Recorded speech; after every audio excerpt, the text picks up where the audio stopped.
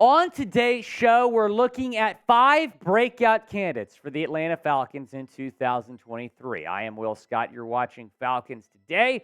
We'll give you some names here in a second, but first, we're in a sub-battle with my guy, Patrick Seatman and Vikings, now trying to pass them in subs before the start of training camp. I think we can do it. Let's keep our foot on the gas. We've been gaining some ground as of late. Subscribe if you're all about the Dirty Birds. Desmond Ridder, our first breakout candidate, and for obvious reasons, going into year 2, but his first year as the Falcons starting quarterback. Keep in mind, he didn't start until pretty late in the season last year. It should have been a lot earlier that we saw him as the starting quarterback, but he did start in 4 games, and here were the numbers in those 4 games. Pretty solid. And the reason that I say that is because when you look at rookie quarterbacks, what do? They make mistakes. Desmond Ridder did not throw 1 interception in 4 games, 2 touchdowns, over 700 yards, nearly a 64% completion percentage. He was pretty consistent, and you know what? He got better each and every single start. That's what impressed me about Ridder in year 1. He's got some weapons. I mean, Desmond Ridder has all the tools to be able to have a breakout year. Drake London, one of the best rookie wide receivers last year. Kyle Pitts, I think he could be a breakout guy. Spoiler alert, we're going to talk about him a little bit later. Bijan Robinson, you draft him at number 8 overall. Tyler Algier, one of the best rookie running backs last year. You also have an incredibly solid offensive line. It was huge that you brought Caleb McGarry back. Desmond Ridder needs to showcase his potential as QB1, and I think he will be able to. He's got a good running back room. He's got some weapons at receiver and tight end. He's got a good offensive line, and I actually think the offensive line is the most important part of all the things that I just said. If you can protect Desmond Ridder, maybe give him even more time in the pocket than he had last year, this guy is going to have a breakout season, and I think he's going to prove a lot of people wrong. A lot of people were clowning the Falcons for not going after Lamar Jackson, for not going after some other quarterbacks that we saw move this offseason, Derek Carr included.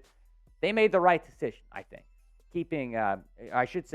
Going with Desmond Ridder here as a starting quarterback for next year, giving him a shot.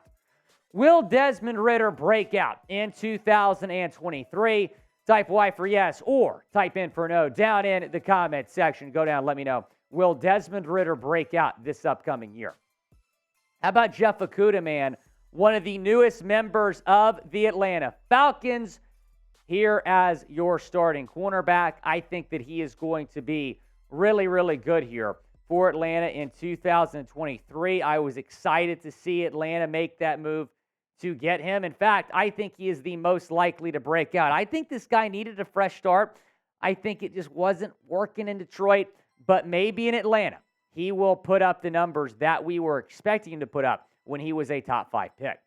Taking a look at the numbers here in terms of career PFF grade. So the overall grade, not great, 51.6, 46.1 coverage grade, 70.8 in terms of tackles, run defense, 71.6. But he's had a lot of injuries, and if he can stay healthy, he's got the chance to be a special CB2. I really do believe that, and I think when you look at this team, when you look at this defense, Atlanta is a perfect spot for him to have a fresh start. Of course, the former 3rd overall pick had a lot of expectations going to Detroit. It did not work out in Detroit, unfortunately. He needed a fresh start, and you got an absolute steal getting him for just a 5th-round pick, which was the 159th overall selection. So you get the former number 3 overall pick, and all you give up is a 5th-round pick to do it when cornerback, as we all know, was a really big team need.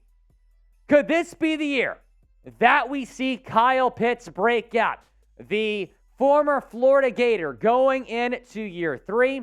Here is what his first 2 years looked like. And I know I said finally break out, but I do not consider a rookie season to be a breakout season, right? Last year was supposed to be the year that he became like a top 5 tight end in the league, but unfortunately he missed 7 games. He just had 2 touchdowns and 356 yards. But I think if he can stay healthy, if Desmond Ridder can get him the ball, he can have over 1,000 yards again.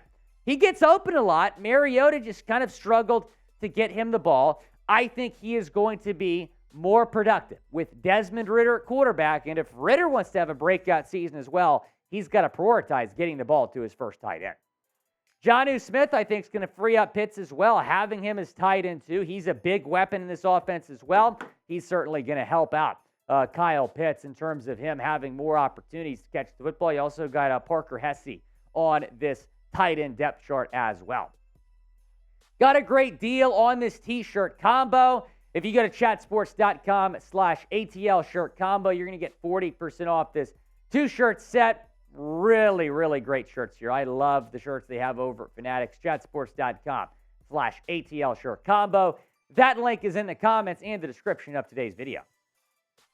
Here is one of my favorite prospects in the entire 2022 NFL Draft, Troy Andersen from Montana State. This guy did it all in college, was a quarterback, a running back, a linebacker. He got drafted as a linebacker in the 3rd round last year, and he will start at linebacker in terms of him being a middle linebacker this year. You have a pretty solid linebacker room.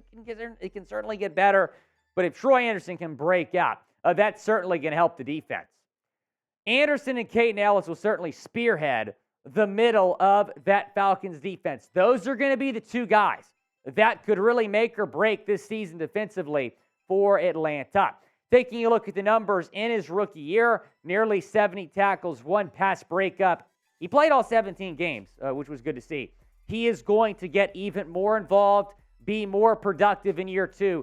He will have a breakout season. I really, really do believe that. I am a big fan of Troy Andersen. I think he's going to break out. Who do you think is going to break out for the Falcons in 2023? It does not have to be a name that we are mentioning on today's show. Let me know down in the comments section who is going to break out. Lorenzo Carter, the edge rusher, the last name that we are discussing here on my breakout candidates, the edge rusher. Really excited about what he is going to do here in this upcoming year. This pass rush needs someone to break out.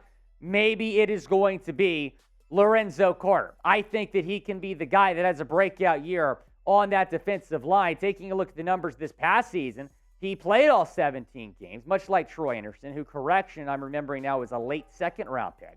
4 sacks, 6 tackles for loss, 58 tackles last season for Lorenzo Carter. As we look at this linebacker depth chart, again, 2 of our breakout candidates are featured on it in Troy Andersen and Lorenzo Carter. Be sure to subscribe. We're continuing to have you covered with Falcons news and rumors. The season coming up, we're looking forward to it here on Falcons Today.